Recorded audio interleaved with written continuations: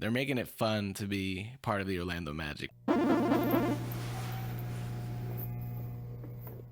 Ladies and gentlemen, welcome back to another video. You're watching High Tide Jet. Ride the tide and subscribe. Listen, the Orlando Magic select Paolo Banchero with the #1 pick in the 2022 NBA draft. What do I think about the pick? Honestly, they could have picked any of the top 3 guys and I would have said they did a good job. The media's talking smack, saying why did the Magic keep it such a secret? You have the #1 pick. It's not like you traded it away. Honestly, it could be a mix of things. I mean, us as just like fans of the NBA, like we're so split on who to pick. So imagine like being the one who actually has to make the pick. It's a lot of pressure, especially when the franchise is one of the worst in the league, national media, the whole world's watching. If you make the wrong pick, potentially lose your job. So based on what I'm hearing on the news, Woj, they said that they just took their time making the pick. They didn't want to make it public. I guess teams around the league respect that the Magic are so quiet about everything. So when it comes to trades or anything like that, they know they can rely on the Magic front office keeping it quiet, not leaking anything, because there's a lot of other organizations out there that leak a lot of stuff. And a lot of agents that leak a lot of stuff. Shout out to the Orlando Magic, Paolo Banchero. He's going to be great. I think he's going to fit well with the young core they got in Orlando. And plus, they need a star. So if they think he could be a star, then you pick the star. You don't pick based on fit when you're the worst team in the league. You pick a star, try to see who's going to be the star, and then once you identify that star, you build around that star. And that's what they're doing. Another thing I want to talk about is Lethal Shooter. Lethal Shooter, viral on Instagram for all his crazy shots. He's always shooting the ball in crazy hoops, stuff like that. Anyways, there was a report that came out a couple months ago pretty much stating that Lethal Shooter, well, I think he tweeted that he was going to get an opportunity.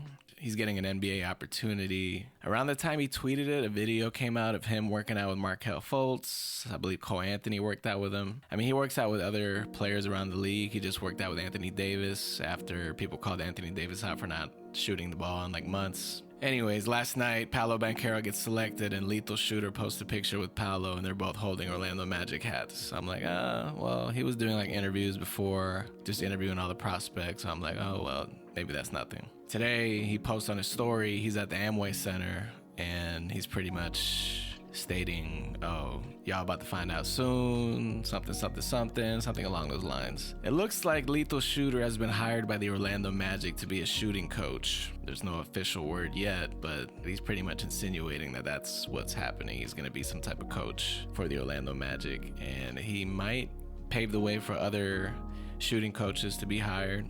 I do think this benefits the Magic more than just helping the players shoot. I mean, this guy has 2.1 million followers on Instagram. So I think they're doing it more so for the publicity, more for the engagement online. The Orlando Magic are doing a great job on their social media. The new players that they're drafting already have a lot of followers, like Jalen Suggs, Paolo Banchero, Cole Anthony. These are players that are high-profile players as far as like before entering the NBA, high school, college. So now that they're on the Orlando Magic, they're getting more eyes, more attention.